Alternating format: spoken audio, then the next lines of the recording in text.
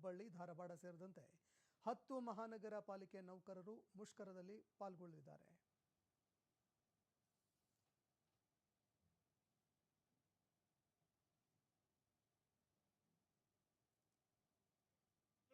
ರಾಜ್ಯದಲ್ಲಿ ಆಡಳಿತ ಸ್ತಬ್ಧವಾಗುತ್ತಾ ಅನ್ನುವಂತಹ ಪ್ರಶ್ನೆ ಉದ್ಭವ ಆಗ್ತಾ ಇದೆ. ಕಾರಣ ಇಷ್ಟೇ, ಬಿಬಿಎಂಪಿ ಸೇರಿದಂತೆ ರಾಜ್ಯದಲ್ಲಿರುವಂತಹ ಎಲ್ಲ ಮಹಾನಗರ ಪಾಲಿಕೆಯ ನೌಕರರೀಗ ಪ್ರತಿಭಟನೆಯನ್ನ ಮಾಡ್ತಾ ಇರುವಂತದ್ದು. ಈ ಬಗ್ಗೆ ಮಾತನಾಡಲಿಕ್ಕೆ ನಮ್ಮ ಜೊತೆಗೆ ಅಮೃತರಾಜ್ ಅವರು ಕೂಡ ಇದ್ದಾರೆ. ಅವರು ಬಿಬಿಎಂಪಿ ನೌಕರರ ಸಂಘದ ಅಧ್ಯಕ್ಷರು, ಹಾಗೇನೆ ಕರ್ನಾಟಕ ರಾಜ್ಯ ನೌಕರರ ಪರಿಷತ್ನ ರಾಜ್ಯಾಧ್ಯಕ್ಷರು ಕೂಡ ಆಗಿದ್ದಾರೆ. ಹಾಗಾಗಿ ಸರ್, ಮುಖ್ಯವಾಗಿ ತಮ್ಮ ಬೇಡಿಕೆಗಳೇನು, ಯಾಕೆ ಈ ಮುಷ್ಕರ ಮಾಡ್ತಿದ್ದೀರಾ, ಸರ್ಕಾರದಿಂದ ಏನು ಸ್ಪಂದನೆ ಸಿಕ್ಕಿಲ್ವಾ, ಹೇಗೆ? ಕರ್ನಾಟಕ ರಾಜ್ಯದ 10 ಮಹಾನಗರ ಪಾಲಿಕೆ ವೃಂದ ಮತ್ತು ನೇಮಕಾತಿ ನಿಯಮಾವಳಿನ ಪ್ರತಿ 3 ವರ್ಷಕ್ಕೊಂದ್ಸತಿ ತಿದ್ದುಪಡಿ ಮಾಡಬೇಕು ಅನ್ನೋದು ಒಂದು ನಿಯಮ ಇದೆ. ಈ ಮಣ್ಣಲ್ಲಿ ಹುಟ್ಟಿದ ಋಣವ ನಾ ಮರೆಯುವುದುಂಟೇನು ಇದೆ ಸರ್. ಕಳೆದ 14 ವರ್ಷಗಳಿಂದ ಕರ್ನಾಟಕ ರಾಜ್ಯದ 10 ಮಹಾನಗರ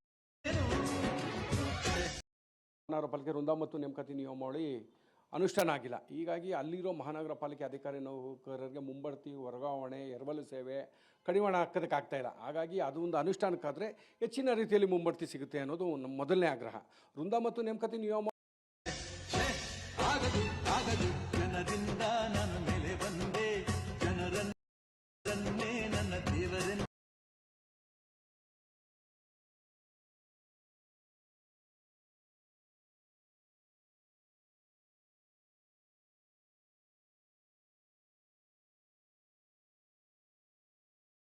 ಎಂಟರಂದು 10 ಮಹಾನಗರ ಪಾಲಿಕೆಗಳು ಸಹಿತ ವಿವಿಧ ಬೇಡಿಕೆಗಳ ಈಡೇರಿಕೆಗೆ ಆಗ್ರಹಿಸಿ ಪ್ರತಿಭಟನೆಗೆ ಪ್ಲಾನ್. ಸಾಮೂಹಿಕ ರಜೆ ಹಾಕಿ ಧರಣಿಗೆ ನೌಕರರು ಪ್ಲಾನ್. ಮತ್ತು ಸಂಘದ ಪದಾಧಿಕಾರಿಗಳೇ ಮತ್ತು ಇತರ ಪೌರ ಕಾರ್ಮಿಕರ ಸಂಘದ ಪದಾಧಿಕಾರಿಗಳೇ, ಬೃಹತ್ ಬೆಂಗಳೂರು ಮಹಾನಗರ ಪಾಲಿಕೆ ಅಧಿಕಾರಿ ಮತ್ತು ನೌಕರ ಕ್ಷೇಮಾಭಿವೃದ್ಧಿ ಸಂಘದ ವತಿಯಿಂದ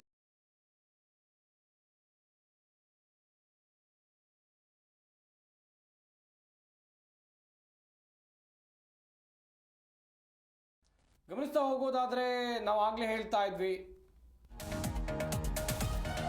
ರಾಜ್ಯದ 10 ಮಹಾನಗರ ಪಾಲಿಕೆಗಳ ನೌಕರರಿಂದ ಮುಷ್ಕರ ಕೈಗೊಳ್ಳಲಾಗಿದೆ.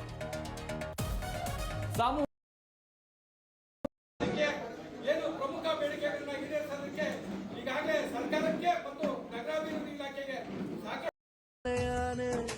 ಶ್ರೀಮಂತಿಕೆ ತಲೆ ಹತ್ತೇ ಇಲ್ಲ, ಹತ್ತೂರ ಒಡೆಯನೆ ನಿನ್ನ ಹೆಸರು, ನಿಂದೇ ಬೆವರು, ತಾನು ಬೆಳೆದು ತನ್ನವರನ್ನು ಬೆಳೆಸೋ ಗುಣ.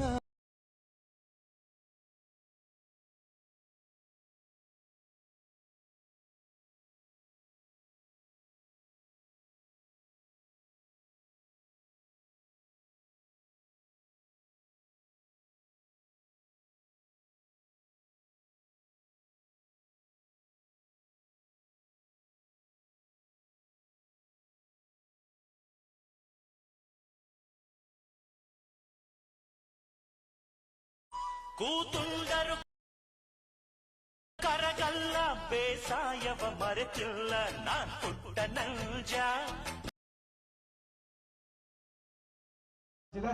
ವಿಶೇಷವಾಗಿ ಮಾನ್ಯ ಮುಖ್ಯ ಆಯುಕ್ತರಲ್ಲಿ ನಾನು ಮನವಿ ಮಾಡಿಕೊಳ್ಳೋದನ್ನ ಏನಂದ್ರೆ, ಈ ಸಂದರ್ಭದಲ್ಲಿ